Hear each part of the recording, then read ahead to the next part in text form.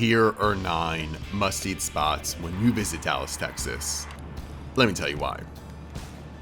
It had been more than a decade since I'd stepped foot in Dallas. In that time, the city's food scene didn't just grow, it blew up. Sure, the Texas hallmarks are still here, smoky brisket that clinks your shirt hours later, Mexican food that I miss so much while living in New York City, but what caught me off guard was how much more there was lurking between the taco joints and barbecue pits. Only a few days in town while I was there to see AEW All In, but I tried to eat as much as I could.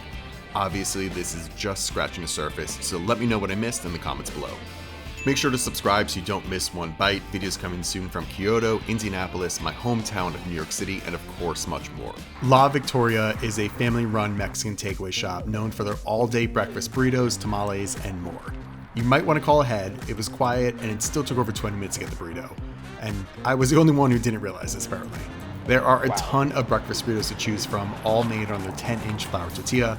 I went with the Don's Delight, which was the favorite of the cooks, which has bacon, egg, guac, and fresh onions. And let's try the hot sauce, of course. Got miles. Because I never know what hot means. You know, for breakfast, mild usually works. Everything is just working so well together. Great ratios. A whole lot in here that doesn't feel so crazy overstuffed. Nice tortilla, creamy eggs, creamy avocado I like. Little crunchy bits of bacon running through there. Like a real fresh tortilla. It just smells. So nice. God damn. Want this guide in written form? Check out my Substack with the QR code linked below for all my travel guides, interviews, news, and more. Part gas station, part convenience store, part award-winning 24/7 cash-only taco shop. Does it get more Texas than Fuel City? I filled up and got 3 tacos. The picadillo with ground beef, diced potatoes, and green sauce, the barbacoa, and the al pastor, all on their flour tortillas. They smell good and the tortillas look good. I'm bummed I missed breakfast. I wasn't sure what time breakfast was going to start. I wasn't sure what time breakfast was going to end. It ends at 11, I got here 11:30, so I did miss breakfast, which I really, really wanted. But these look really good. Tortillas are great. Really fantastic, like nice chili heat running through there. I mean, it's so unbelievably tender. All for $9. Feel great. For a gas station, this is crazy. Since 1981, Mia's Tex-Mex has been an institution for locals with its giant menu of, what else, Tex-Mex.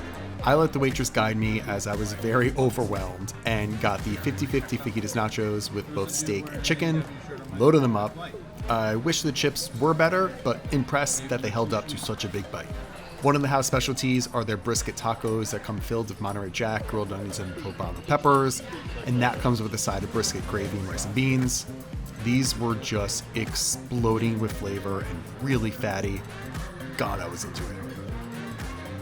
And then we got the guiso a la mexicana, which is marinated beef or chicken fajita, sauteed in onion, tomato, and jalapenos, and served with rice and beans and flour tortillas. It was marinated so well, and the beef was so tender.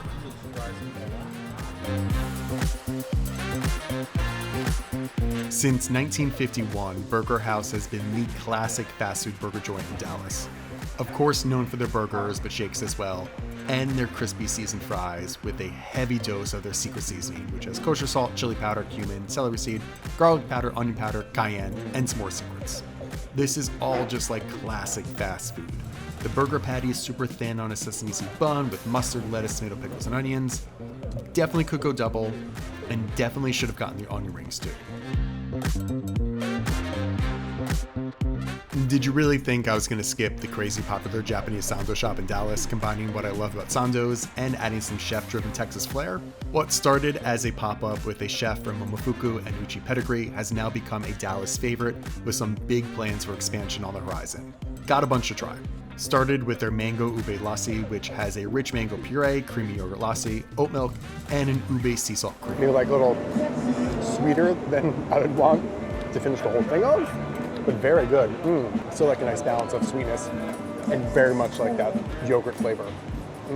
Sando time, all made on this really good shokupan.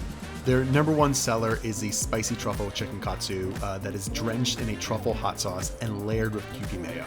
That heat is like a very hot sauce heat. Chicken's really, really tender, really nice crunch, and the bread is excellent.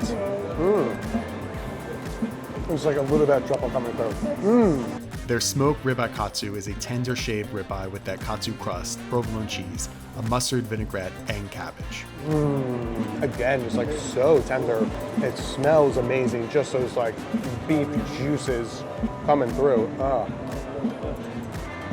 Very Texas spin, which I appreciate. The watermelon one is crazy. It's watermelon that has been reconcentrated, making it the juiciest and sweetest watermelon ever. And that has the chantilly cream. Holy shit. That watermelon is so sweet. And a nice like cold cream in there too. And of course, what I'm here for, the egg salad sando, which is the egg salad with the soft-boiled egg right in the middle. Number one question is always, how does it compare? This sandwich clearly is not trying to be Covina style. It is loaded up. We've got those huge actual eggs in there too. A much bigger sandwich overall, but I will say the bread is great. I like the balance of the mayo, egg, a little bit of mustard in there. Nice pepper, nice salt, good ratios, easy to eat, really good. Like, very, very, very good. If you're here in Dallas, I think this is an absolute must stop. I love egg salad. I just want egg salad. I do think it's probably like 4 out of the 4 sandwiches I tried, because the other ones are really fantastic. And the bread makes such a big difference, and the bread here is really good, so dude, I'm very impressed. Just for balance, got a little cucumber salad also.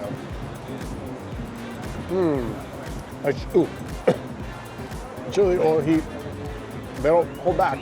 Other than that, it's very nice and refreshing. What I love the most about what I do is that I like having a soft schedule, because when I land, sometimes those are when the real recommendations come in. And after visiting Sandoichi, the chef and owner started telling me that if there's one barbecue I had to hit up, it had to be Goldie's. Being on the ground, talking to locals, now that's how you get the best recs.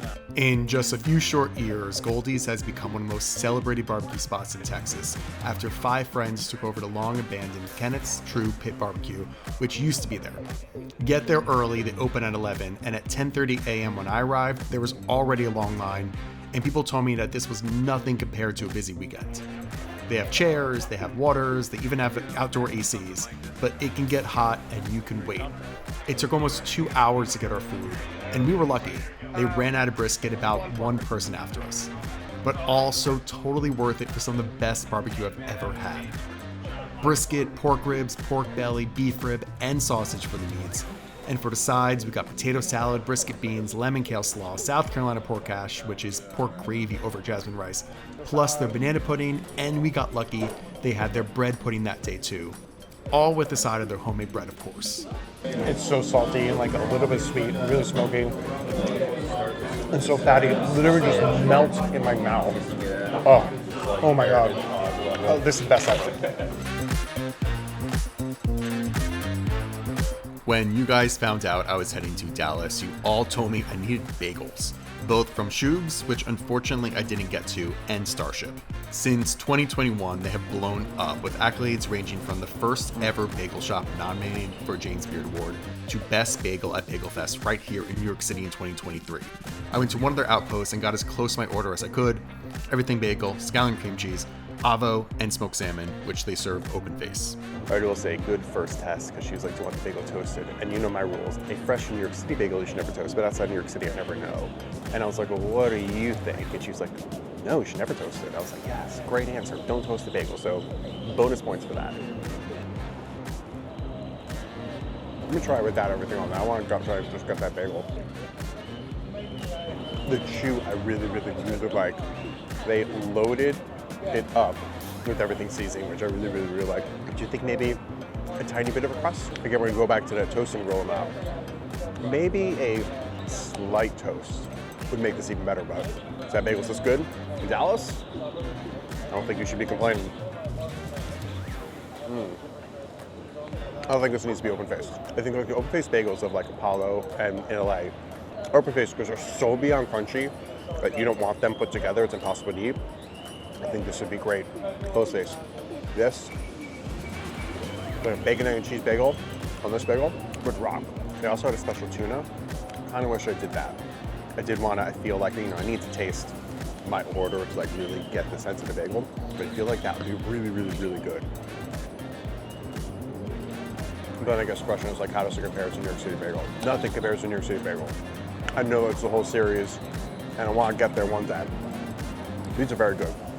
I think that they definitely hold up New York City standards. But is it New York City Bagel? No.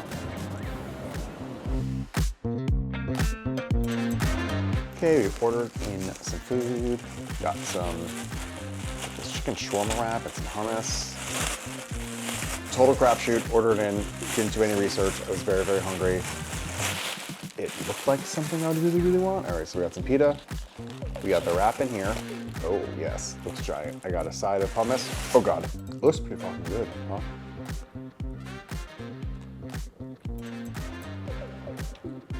Mmm. It's big, it's giant, it's fully stuffed. Oh man, yeah. Very, very, very, very solid. I'm into this. Very garlicky. And super juicy chicken. Loro is the Asian-inspired barbecue smokehouse from two titans of the Texas food scene, Uchi, which is one of my favorite sushi spots, and Franklin's Barbecue, which might be the #1 rated barbecue spot in Texas. You can find Loro in Austin, Houston, and of course Dallas, where I checked it out. I started with their smoked shishito queso, which I added pork belly to.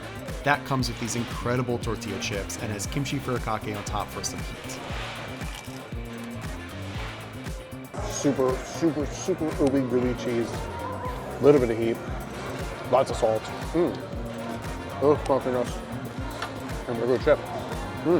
Honestly, chips on their own taste great too. Then I did the lunch special and got the lunch-only oak smoked beef brisket sandwich that has pie salad, peanuts, chili, aioli, and Thai herbs. And that comes with the side of their Texas sweet corn.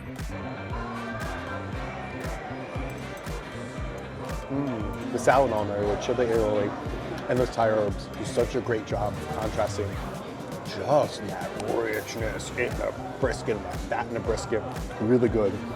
But then that little secret thing, the whole thing was peanuts. I love getting that little crunch in every other bite of just like that peanut flavor coming through. Really, really nice balance. More mayonnaise and fried onions than anything, but really sweet corn. Just sort of like balanced nicely with that mayo, with crunch in the onions. Thanks so much for watching. Don't forget to hit that like button and subscribe because I go on food adventures all over the world. And here are a few other videos I think you'd love.